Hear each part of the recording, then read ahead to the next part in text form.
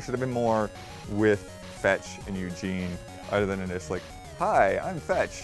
Hi, I'm going to make sure that you're not evil anymore. Batman is kind of evolving all the way through, so we really wanted to give that sense of continuity from Arkham Asylum to Arkham City to Arkham Knight.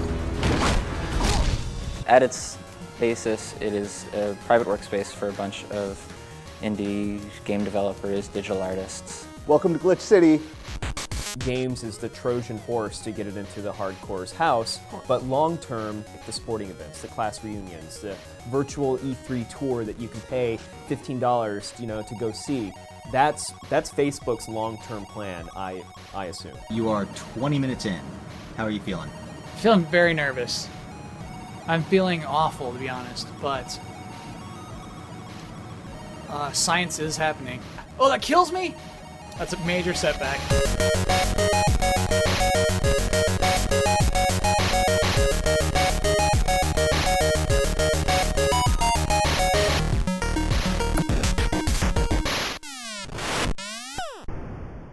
I have played the game 3 times all the way through and multiple partial times. Platinum trophy. Platinum trophy, the Mr. thing, Loader. because, I don't know, I got through it and I'm like, I can do this. Yeah. And that's basically how that went. And then even after I platinumed it, I used the power that you don't have yet. Okay. Which is? Which is concrete. Concrete, I figued. Which Yeah. is the goal of the game. Yeah. Is Yeah. It's to exactly. get concrete. Yeah. I think you figured that out pretty quickly. Yeah. So basically, one of the things that you can do is this lift, this triple lift, and it gives you enough height and it drops slowly enough to where you can basically go to places you're not supposed to go whatsoever. Cool. So you can go back across the bridge to the starting area, where you saw the trails of neon and everything, and then you can like jump up above those areas and like float over the side of the map. So craziness like that. You can go back up to the Space Needle where you're not supposed to be at all. So yeah, Blood's been breaking yeah. the game because they didn't play test concrete enough. That's the one biggest disappointment for me, was not being able to have multiple powers at the same time.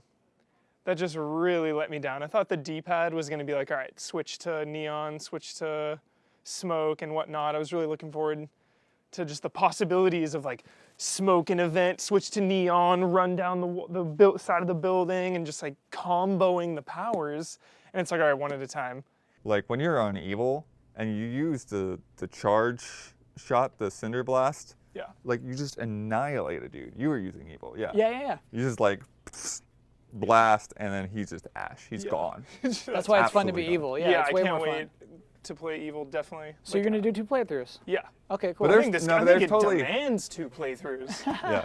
There's totally stuff though that I missed, especially, Smoke was I think better on evil, but I feel like Neon and Video were both better on good. Nope.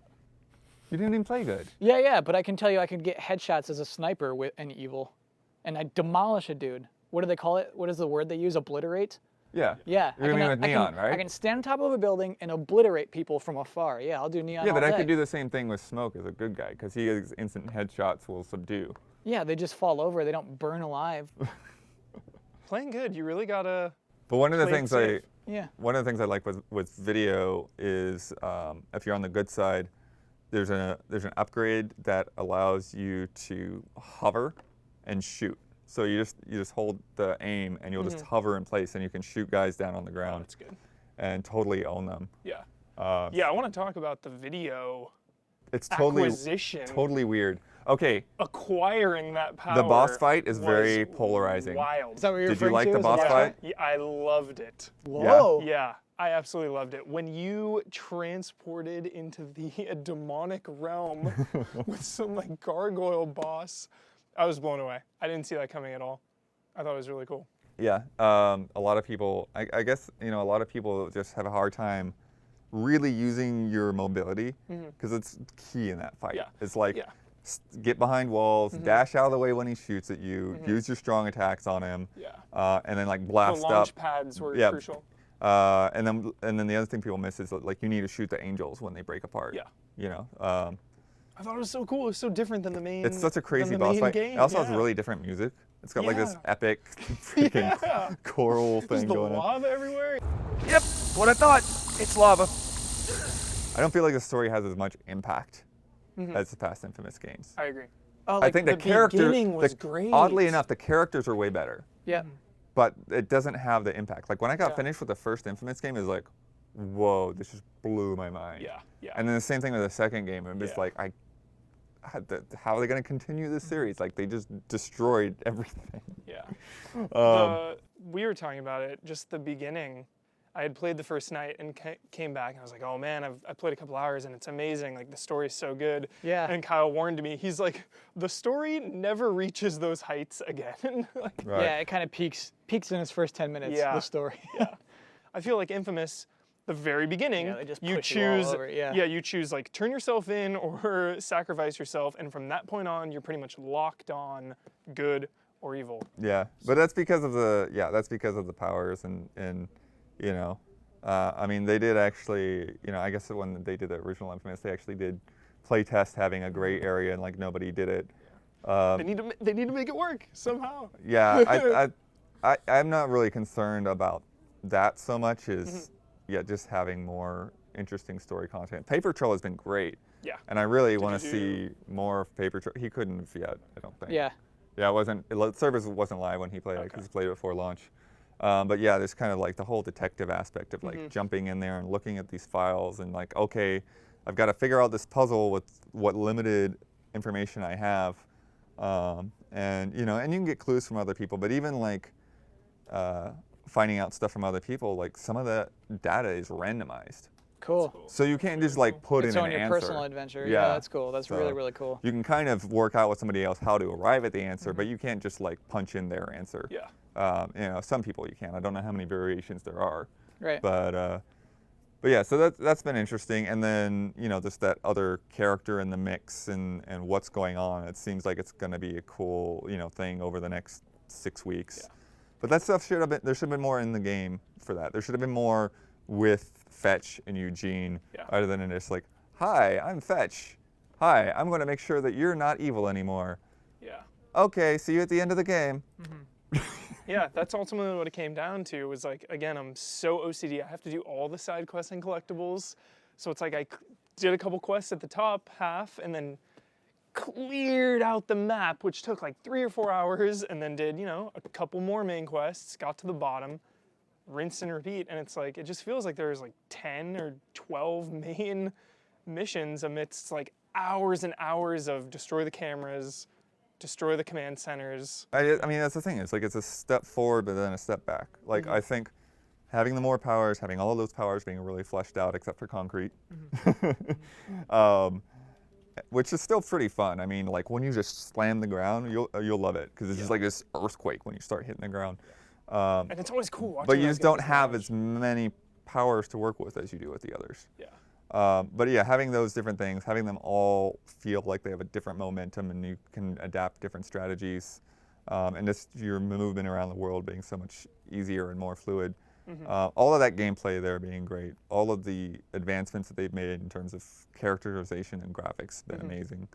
But yeah, like it doesn't feel like the open world has any benefit. Like it's a linear game in an open world. Yeah. Without Kinda like any Mafia. I thought without of any Mafia when I was branching playing it. paths. Yeah. I think we spent the majority of this conversation talking about things we don't like. We all like this game. Right. Blood platinumed it. Yeah. I loved enjoying it. the Yeah, heck it's, out of it. exactly. And it's weird, and it's that it's probably the prettiest game I've played. Yeah. It's so gorgeous. I love how gorgeous this game is. And The, it's like, the draw distance from the top of the tower is just ridiculous. When I Yeah. got to Chinatown, it was like my An Orlando of Infamous. I was just like, whoa. yeah. Having a thing in a city to like go to is really fun. So like I'm happy when there's something way across the map I have to go and find my way over there, and that's probably the most fun I had. Yeah. Was kind of gliding and then just going into a satellite dish, boosting off here, kind of So gliding you like down that way. power the most? The video? Video's the best for traversal, I think. Yeah. I loved being neon and just running constantly. Yeah. Like once you unlock infinite run, that's really cool too. Yeah. I think I like smoke the most. Why? Just the dash. I love the dash turning into smoke, and just it felt right. I mean, well, here's the thing. Think about superhero games. Okay. Seriously. Yep. There's Batman, probably at the top. And then is it X-Men Infamous? Origins Wolverine. Wolverine's pretty close. But I mean, I think Infamous is probably stronger than that. Yeah.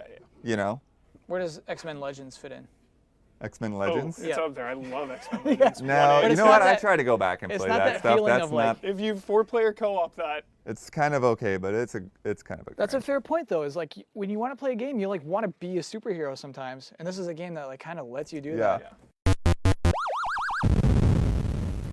Okay, so Arkham City was big. This one's bigger. There's a lot of stuff that leads to a lot of questions. In Asylum and City, there was the idea of like being in a prison, being in the asylum, and you didn't have access to all of your gear. Now Batman's on his home turf. How are you guys going to do the kind of the parcel, the lock and key stuff with his gadgets? Or are you fully kitted out when you start? Batman is kind of evolving all the way through, so we really wanted to give that sense of continuity from Arkham Asylum to Arkham City to Arkham Knight in terms of the gadgetry and the development that's always happening at Wayne to R&D. So you start the game with that sense of everything you've achieved before is still there, but we're always developing new gadgetry. We're even folding functionality of gadgets into one another so that Batman's utility belt doesn't become massive, but you're actually more powerful with what you can do. So that was critical to us from a gameplay and a narrative perspective, that there's a very clear sense of flow throughout all three games in the trilogy. So there will be new gadgets, and you'll find new gadgets as the game continues? That evolution is a system that we've always felt worked. In addition to that, we've integrated gadgets with gliding. So gadgets while gliding is a new philosophy for us, so that as you're gliding through the street, you can get out the line launcher, deploy a tightrope, perch on that, study the streets below, or when you're coming into a fight, you can throw batarangs even before you get to those thugs, so you can clear out 2 or 3, then land, then go into combat. It's pretty sweet. Now, we got to see Oracle's digs, but I'm curious, since like we're in Gotham City, are we going to go to Wayne Manor finally? The area of the city that we were showing today had a load of legendary locations in it. Number one being the Clock Tower, where Oracle is hiding out. We're going to be expanding on the exploration of Gotham as we drive in towards launch. There's a lot more legendary locations. That's something that's critical for us at Rocksteady, because at the heart of it, we are Batman fans, and we really want to just get to as many of these locations as we can in the games that we make. It was raining when the game started, and I'm curious, like, if when you drive in the rain and these simulations and stuff, does the weather matter? Is there some sort of random element, or is there time going to pass? I think the weather and atmosphere is something that is critical to us, because it's what makes Gotham City feel like Gotham City rather than just a city. Okay. The handling of the Batmobile it's pretty much an all-weather, all-terrain vehicle, so the weather doesn't slow it down whatsoever.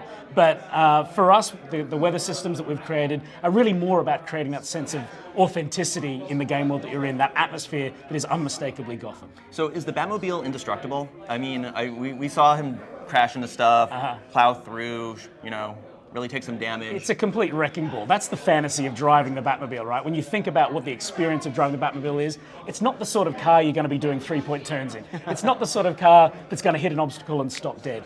If there's something in your way, chances are you're going straight through it. If you get a bit tail heavy coming around a corner and you're going to clip a building, you're just going to rip the corner of that building off. That's what Next Gen has allowed us to do, is deliver on the promise of what people imagine driving the Batmobile is. Huge amount of effort for us, but I think we've just totally nailed it. So the Riddler, you showed us a Riddler challenge, which was basically like a Mario Kart track from hell that you have to get through. But are there still going to be kind of the more cerebral challenges that the Riddler used to pose, like solving the actual riddles and puzzles and the like, or is it going to be more kind of Twitch-based this time around? Riddler's challenge to Batman is always cerebral, it's always intellectual. So the track that we saw today is kind of like an intellectual racetrack where you're driving at high speed with high precision, but you're also controlling the track and interfering with the traps that Riddler has set for you. There's a whole range of these hidden throughout the city, deep underground, and yeah, they do take on that kind of uniquely intellectual angle that Riddler is always coming at Batman with. He knows physically he can't step to Batman, so it's about winning the intellectual battleground that Riddler's all about with Batman. And now, obviously, Batman doesn't want to take human life. And you guys, today, you showed us firing non-lethal rockets. How do non-lethal rockets work? Well, they immobilize a vehicle. They target the transmission, they target the tires, they take out the mobility of that vehicle so that you can then interrogate the driver or progress in a way that you haven't broken Batman's #1 moral code. And can Batman, obviously, we saw him jumping in and out of the car. If you ever played like Sleeping Dogs or Pursuit Force back in the day, very, very cool. Can he get into any of the other vehicles in the game? Why would he want to? The Batmobile is there at the touch of a button. It is by your side. Ejecting out and getting back into the Batmobile in itself is just an incredible amount of fun. So the Batmobile is the exclusive vehicle that you need in Arkham Knight. And finally, I mean, you showed us so much today, and I feel like we kind of talked about a lot of stuff, but is there like one thing you just really want to hammer home, let people know that, I mean, you guys are wrapping up your trilogy. Yeah. Is there something you really want to just let people know about Arkham Knight? For us, there was always a piece of the puzzle that we wanted to fit in before we called it time on the Arkham series, and that really was the Batmobile, bringing it with this kind of complete and ultimate Batman experience. Because Arkham Asylum was very much about being the world's greatest detective, Arkham City about being the Caped Crusader. For us, the addition of the Batmobile rounds it out. That is the complete Batman experience, where you can ultimately and finally be the Batman. Very, very exciting for us. I think incredibly exciting for gamers as well.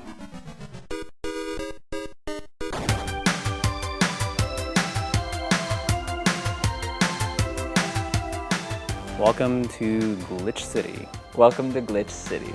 Welcome to Glitch City. Welcome to Glitch City. Welcome to Glitch City. Glitch City is like a combination of a community and a workspace.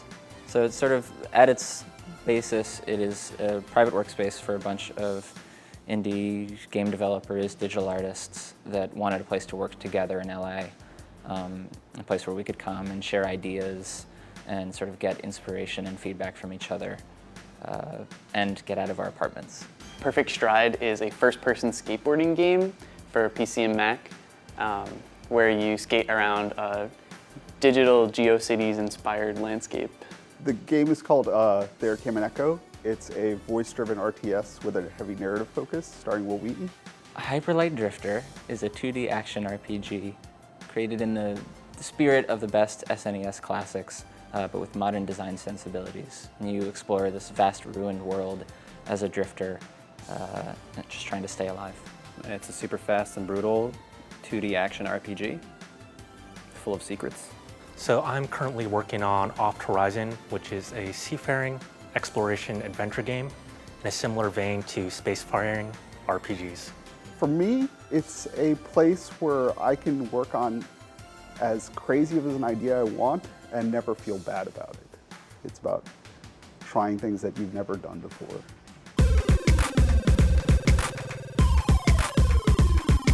Basically, there's a bunch of independent developers around LA who didn't really have a place to work at outside of their homes. And so me and two other developers started this thing called Strawberry Jam, which used to work in cafes. And that was really fun, but it's super hard to find a coffee shop that accommodates, I don't know, 10 people at a time. And there's also another group, Casey and Alex, who were working in their garage. My roommate Casey and I have been holding art nights at our garage space for a while, and Ben Esposito was there, and he had talked about other people that he knew that wanted to share a space possibly. So it came to be from a variety of conversations over a few months or even a year. So we started talking about, hey, it would be really cool to have a space that we could all go to and kind of work from there, because we were all sick of working in our bedrooms. So that's kind of where this idea came about. And then one day we decided, like, let's pull the trigger, let's find the people and get the money and rent a space. And that's kind of how we ended up here. Alex Preston and Casey Hunt sort of pounded the pavement and found us a place we could lease that used to be a laser zone, and we turned it into Glitch City. For thousands of years, artists have been kind of collectively getting together in large cities, and they bounce ideas off each other. They're able to feed off each other, and LA really didn't have that at the time, and so for our kind of work. And so we really needed a kind of space where we can get that creative energy from each other. The space is a really cool balance of like the ability to get things done, and also encouraging us to step away from our computers, step away from whatever we're working on, and like vent or ask for feedback or ask for ideas. Like without that, you can get really stuck just kind of rat holing on your own problems, or just generally being alone and not talking to humans. So just it's cliche, but the people here are what makes it worth coming in. Community is important. I think that a lot of people are sick of working by themselves. You get lonely, you get uninspired, you get distracted very easily. But I think just that vibe of being around other creative types, other industrious types, probably makes you feel bad if you're being lazy about things, and forces you to be better than you would be on your own, possibly. At least in my case. Glitch City is really important for the local community, I think, and also for the wider indie game community, because it allows visiting developers to come and kind of meet us and get an idea about what we're doing and get ideas for what they can do to boost their community. So that's like super useful for the wider community, but for just us, we get to interact with people on board game nights, we get to show our games off here and have parties, and we also get to have work done during the week, so it's kind of all those great things. On a smaller scale, especially for Los Angeles, it's not very tech-centric, and to get people together is very hard. In a larger scale, it's, especially for game development, hopefully this will set a precedence in creating communities around the world. I know there has been other game communities of this sort, but right now I feel like we're definitely in the forefront of that, which is, it's kind of neat. And hopefully more people will feel this is an option or a viable way to create games and just generally work together. I love everybody here.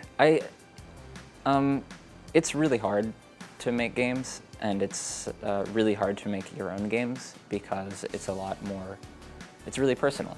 And when you are doing well, it feels that much better. And when you feel like you're failing, it hurts that much more. So like having a space, both a space to keep you honest and keep you working hard and give you perspective, and a group of people to support you and try to help you along the way. Like it's really hard to do it without some sort of community. And so we're really lucky to have a space where we have that community in Meet Space with us every day, just like looking over our shoulders and giving us pats on the back.